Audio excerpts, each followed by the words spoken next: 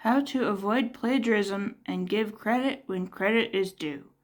Instructor name, Reece Macdonald. What will be covered?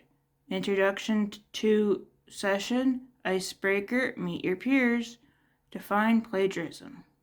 Examples of plagiarism: APA style and MLA style. Group exercise, spot the plagiarism.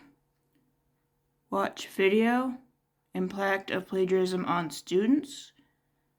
Plagiarism, legal matters. A game called Ready, Set, Cite, and peer evaluation, short and informal. And then final will be a question and answer of plagiarism. Meet your instructor. I am a library technician student. I enjoy teaching and sharing my knowledge with others. Meet your peers. Please say your name and what program you are a student in.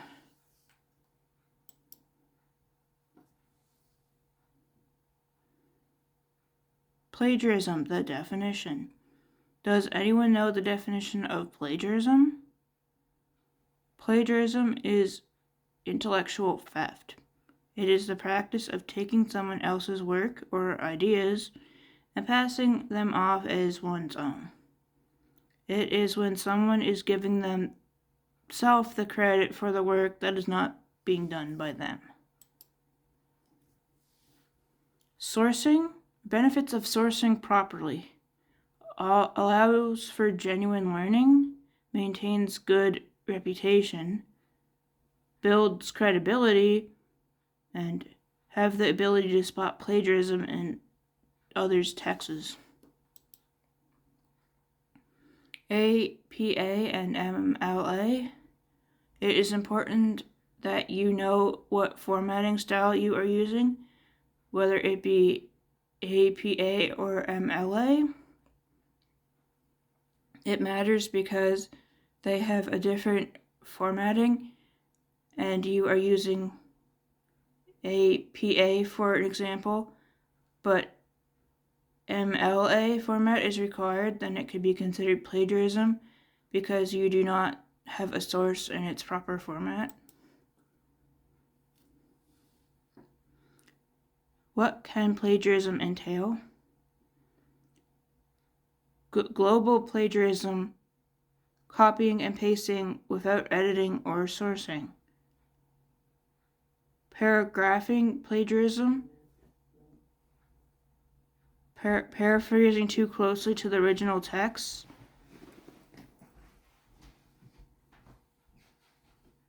Vertebrae parallelism, failing to use quotations where they belong. Self-plagiarism, refusing your old work without making or citing. Getting something properly but misrepresenting what it means or says.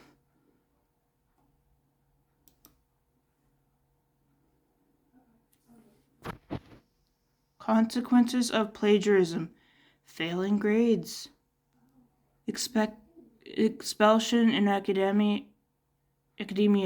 job loss, demotion, legal action, lawsuits in professional settings, damaging reputation and lack of credibility, not trustworthy, and there is a lack of integrity.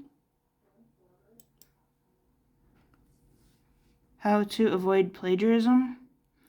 Unintentional plagiarism does happen, though once educated, it must be avoided. Here is a video on how to avoid plagiarism. So you have to lie. The instructor has lectured you about not plagiarizing. Do you know how to do it? Welcome to plagiarism. How not to do it. Plagiarism is simply using other people's writing or ideas without giving them credit for it. It is taking the credit yourself. If you copy the entire text from someone else, say from a website or a book, and put it in your paper as your own writing, that clearly is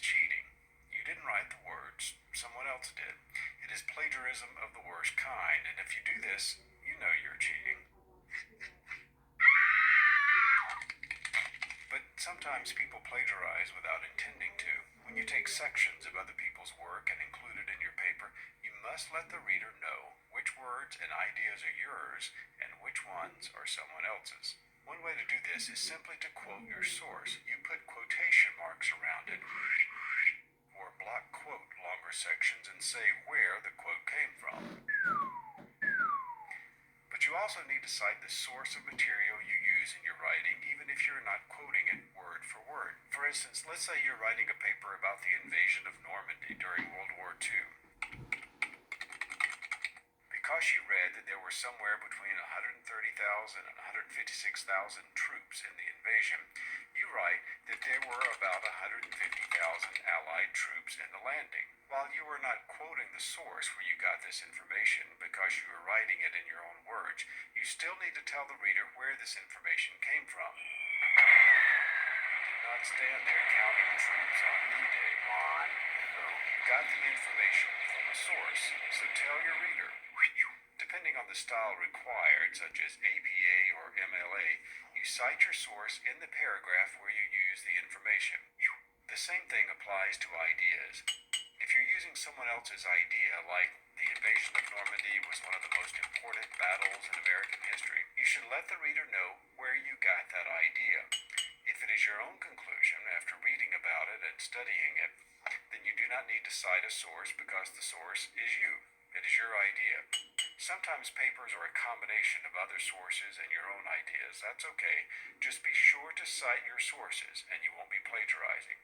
The only time you do not need to cite other sources is when the information is common knowledge, like George Washington was the first U.S. president. You do not have to find a source for this since it is common knowledge. Who are you calling common? For more detailed help in avoiding plagiarism, see the links below.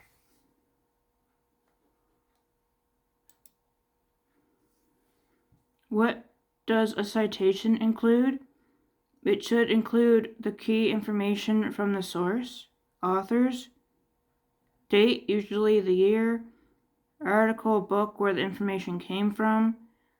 Sometimes sources will be missing this information, but it is important to plug it in as much as possible from your source.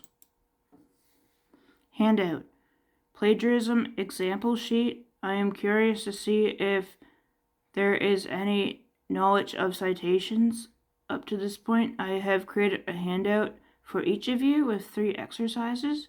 Please complete them on your own, as it will be helpful for you to know what everyone's understanding is. So we give 2 minutes for the handout, so wait 2 minutes. End of intro. Now we have defined plagiarism and each of you have shown an understanding.